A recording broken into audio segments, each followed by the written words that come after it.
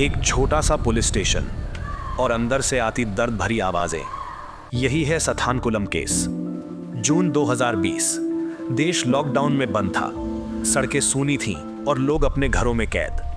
तमिलनाडु का एक छोटा कस्बा सथानकुलम, जहां जिंदगी धीमी थी और खबरें बहुत कम। उसी कस्बे में पी जयराज, एक साधारण आदमी, एक छोटी मोबाइल दुकान चलाने वाले। दिन भर की कमाई बस इतनी कि घर चल सके। उस शाम उन्होंने दुकान थोड़ी देर से बंद की, कुछ मिनट, बस कुछ ही मिनट। लेकिन उस रात वो मिनट उनकी जिंदगी का सबसे भारी फैसला बन गए। रात गहराने लगी थी, तभी पुलिस आई। आवाज सख्त थी और सवाल कम। जयराज को पकड़ लिया गया।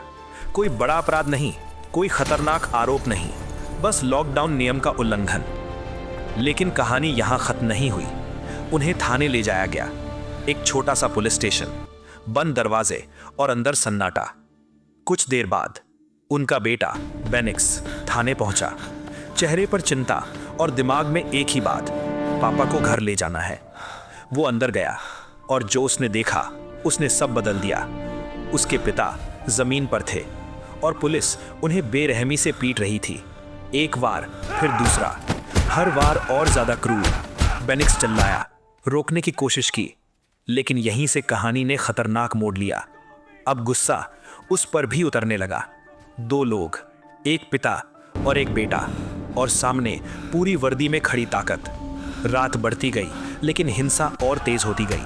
बंद दीवारें, कोई गवाह नहीं, कोई आवाज बाहर नहीं, और यहीं असली खेल शुरू हुआ। और यहीं सब कुछ नियंत्रण से बाहर चला गया। चार्जशीट के मुताबिक उन्हें कपड़े उतारने पर मजबूर किया गया। शरीर अब सिर्फ एक निशाना बन चुका था। उन्हें टेबल पर झुकाकर पकड़ा गया ताकि वो हिल भी ना सके। और फिर लाठियों की आवाज, एक के बाद एक बार, पीठ पर, टांगों पर, बार बार, घंटों तक। हर बार के साथ चीखें धीमी पड़ती गईं। जयराज कमजोर आवाज में कहते रहे, उन्हें डायबिटीज है, ब्लड प्रेशर है। लेकिन उस रात कोई सुनने वाला नहीं था। फर्श पर खून फैल चुका था और आरोप है उन्हें उसी खून को साफ करने पर मजबूर किया गया। ये सिर्फ गुस्सा नहीं था, ये एक सिलसिलेवार क्रूरता थी। रात खत्म हुई, लेकिन शरीर अब टूट चुका था। कुछ घंटों बाद दोनों को न्यायिक हिरासत में भेज दिया गया, जैसे सब कुछ सामान्य हो। लेकिन अंदर से सब खत्म हो चुका था। पहले जयराज की हालत बिगड़ी, फिर बेनिक्स की। सांसें भारी, शरीर जवाब देता हुआ, और फिर कुछ ही दिनों में दोनों की मौत। एक पिता और उसका बेटा, दोनों एक ही कहानी के शिकार। शुरुआत में चुप्पी थी, कागजों में सब कुछ सामान्य दिखाने की कोशिश, लेकिन सच ज्यादा देर छुपा नहीं। धीरे धीरे आवाज बाहर आने लगी। स्थानीय लोग, फिर पूरा तमिलनाडु, और फिर पूरा देश।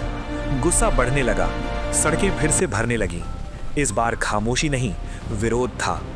परिवार न्याय मांग रहा था और दबाव इतना बढ़ा कि मामला सीबीआई तक पहुंचा। जांच शुरू हुई। थाने की दीवारें, फर्श, यहां तक कि टॉयलेट, हर जगह से सैंपल लिए गए। डीएनए रिपोर्ट एक ही कहानी बता रही थी। वो खून जयराज और बेनिक्स का था। सच अब कागजों पर था।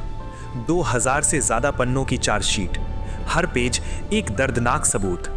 जांच में साफ हुआ, पहले गिरफ्तारी, फिर विरोध, फिर सामूहिक हिंसा, और उसके बाद सब कुछ छुपाने की कोशिश।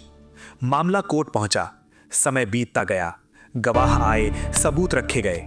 एक आरोपी सुनवाई के दौरान ही मर गया, लेकिन बाकी बच नहीं सके।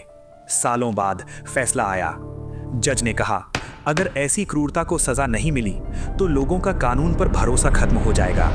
इस केस को रेयरेस्ट ऑफ रेयर माना गया और आरोपियों को मृत्युदंड। एक फैसला जो सिर्फ सजा नहीं था, एक संदेश था कि वर्दी शक्ति नहीं है, जिम्मेदारी है। बेनिक्स की बहन पर्सी सालों तक लड़ती रहीं। हर सुनवाई, हर तारीख उनके लिए ये अंत नहीं था, लेकिन एक जवाब था। सथानकुलम केस सिर्फ एक घटना नहीं, एक चेतावनी है कि जब सिस्टम गलत हाथों में जाता है तो सबसे सुरक्षित जगह भी सबसे खतरनाक बन सकती है।